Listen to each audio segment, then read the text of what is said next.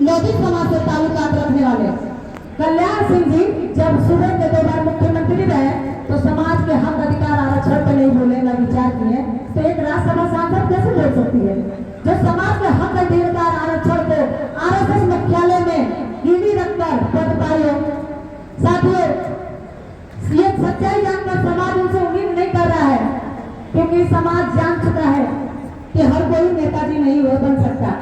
अब बात यह है कि गुलाम निसार जी की जयंती पे नेताजी का जिक्र कहां से हुआ, तो मैं बताना चाहूंगी कि 12वीं विधानसभा चुनाव मिले मुलायम का श्रीराम हवा में उड़ गए जय श्री राम के उद्देश्य से पीडीए बहुजन के नारा से पूरा प्रदेश गूंजता था और 4 दिसंबर सन 1993 में नेताजी सूबे के मुख्यमंत्री बने और फाइल चलाकर मध्य प्रदेश के अर्जुनन सरकार से कहा कि मैं 48 के 48 फुल्लन देवी के मुकदमे को वापस लेता हूँ।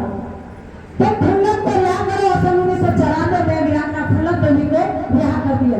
जब कोई दल कोई पार्टी हमारे समाज को जानता नहीं था, पूछता नहीं था, उस समय लोकसभा मिर्जापुर क्षेत्र से नेताजी ने टिकट देकर समाजवादियों के विचारधारा से लड़ाई लड़ने वाली माता वीरांगना फुल्लन देवी को सांसद वोट भेजने का काम किया। साथियों, लोकतंत्र का जब पर्व आता है तो कुछ हिंदुत्वपरस्त नेता आते हैं और कहते हैं कि मैं भीड़ हूं, मैं निषाद हूं, मुझे वोट दो। मैं आरक्षण के मुद्दे पर नहीं बोलूंगा, मुझे वोट दो। मैं समाज को ठेका पट्टा नहीं दूंगा, मुझे वोट दो। मैं समाज के हक अधिकार मान सम्मान पर नहीं बोलूंगा, मुझे वोट दो। मैं समाज के नाम पे कोई ट्रेन नहीं चलने दूंगा, मुझे वोट दो। मैं समाज के महापुरुष के नाम से कोई स्टेडियम नहीं बनने दूंगा, मुझे वोट दो। मैं समाज के अनुसूचित जाति में शामिल होने 17 जाति के आरक्षण पर नहीं बोलूंगा, मुझे वोट दो। तो समाज ऐसे भिक्षाप्रस्त नेताओं को पहचान कर हराने का काम किया और समाज ने कहा पहले जाओ समाज के हितैषी बनो, उसके बाद मैदान में आना। पर इन लोगों को जरा भी इस चेतावनी से शर्म नहीं आई।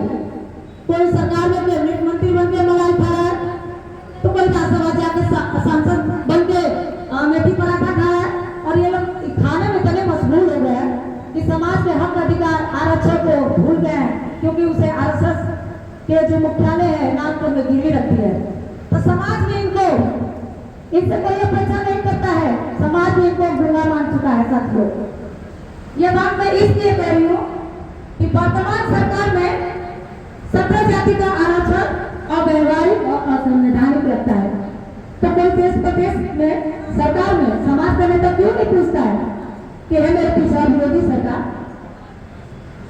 अगर 17 जाति का आरक्षण अव्यवहारिक और संवैधानिक है तो सन 1950 से दिल्ली में मल्ला, मध्य प्रदेश त्रिपुरा में कहा, बंगाल में वित्त मल्ला और उड़ीसा में भीमर जाति को अनुसूचित जाति में संविधान के किस अनुच्छेद के तहत रखा गया है?